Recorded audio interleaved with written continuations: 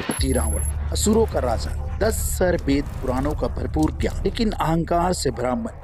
इसी अहंकार के कारण लाख अच्छाइयां होने के बाद भी रावण का विनाश। रावण की तरह हमारे पुराणों में ऐसे कई और असुर हैं जो बहुत ताकतवर थे, पर उन्होंने अपनी ताकत का गलत इस्तेमाल किया और ऐसे ही असुरों का नाश करने के लिए देवी देवताओं ने अनेकों रूप ली और इस सृष्टि को उनके पापों के बोझ से मुक्त किया। इस दृष्टि से हमारी पौराणिक कथाओं को दिशा देने में इन असुरों के अस्तित्व का काफी महत्व रहा।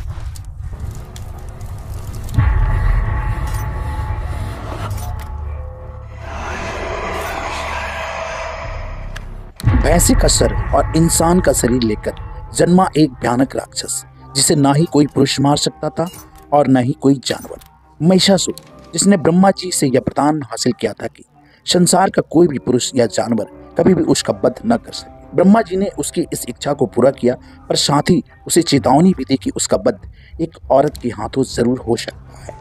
अहंकार में डूबा महिषासुर समझता था कि कोई औरत इतनी शक्तिशाली नहीं हो सकती कि उसका वध कर सके। उसने पूरे संसार में कहर बसाना शुरू कर दिया और फिर बारी आई इंद्रलोक, जब महिषासुर देवताओं के बीच युद्ध छिड़ा। ब्रह्मा जी के वरदान के कारण कोई भी देवता उसका कुछ भी बिगाड़ नहीं सकता था। असुर के आतंक से देवलोक को ब्रह्मा जी और विष्णु जी तथा शिव जी ने अपनी सारी शक्तियों को एकत्रित किया और तब प्रकट हुई माँ दुर्गा। माँ दुर्गा जो कि देवी पार्वती यानी स्वयं शक्ति का ही एक रूप है। मार्कंडेय पुराण की देवी महात्म के अनुसार अपने शेर पर सवार माँ दुर्गा ने महिषासुर को युद्ध के लिए चुनौती। यह युद्ध कई दिनों तक चलता रहा। महिषासुर अपनी शक्तियों से कई दिनों तक अपना रूप बदलकर माँ दुर्गा के साथ छल करने का प्रयास करता रहा, पर जैसे ही वह एक भैंसे के रूप में आया, माँ दुर्गा ने अपने त्रिशूल से उसकी छाती को फाड़कर उसका वध कर दिया और तभी से देवी को नाम मिला महिषासुर मर्दिनी।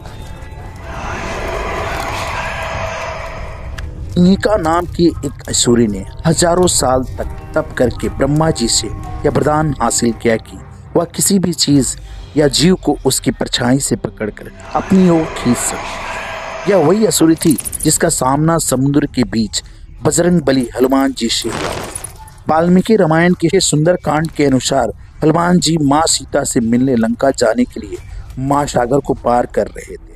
तभी उन्होंने अचानक महसूस किया कि कोई अनदेखी शक्ति उन्हें पीछे से खींच रही है। तब उन्होंने नजरें घुमाई तो उन्हें पहाड़ों के पीछे छिपी एक सिंहिका दिखाई जो उनकी परछाई को खींच रही थी। हनुमान जी ने खुद को एक कीड़े के समान छोटा कर दिया और वह सिंहिका के मुंह से होकर उसके शरीर के अंदर चले गए। उन्होंने अपनी पूरी शक्ति से सिंहिका की आंतों को फाड़ दिया और तेज गति से उड़कर उसके शरीर से बाहर आ गए। सिंहिका दर्द से कराह उठी और भागकर कहीं छिप गई। कुछ लीजेंड्स के अनुसार जिस जगह आकर सिंहिका छिपी हुई वही आज बरमुडा ट्रायंगल है। अपने खून की हर एक बूंद से पूर्व जन्म लेने वाला एक राक्षस, जिसे मारने के लिए देवी शक्ति ने माँ काली का रूप लिया। कहते हैं कि रक्त बीज के खून की बूंद जहाँ वह गिरती थी वहीं से एक दूसरा रक्त बीज जन्म लेता था। रक्त बीज को यह वरदान शिव जी से प्राप्त हुआ था। एक समय ऐसा आया जब देवताओं और असुरों के बीच महायुद्ध छिड़ गया। इस युद्ध के दौरान रक्त बीज देवताओं के लिए एक समस्या बन गया, क्योंकि उसके वरदान के कारण उसे मारना लगभग नामुमकिन हो गया था। रक्त बीज का विनाश करने के लिए देवी ने माँ काली का रूप लिया।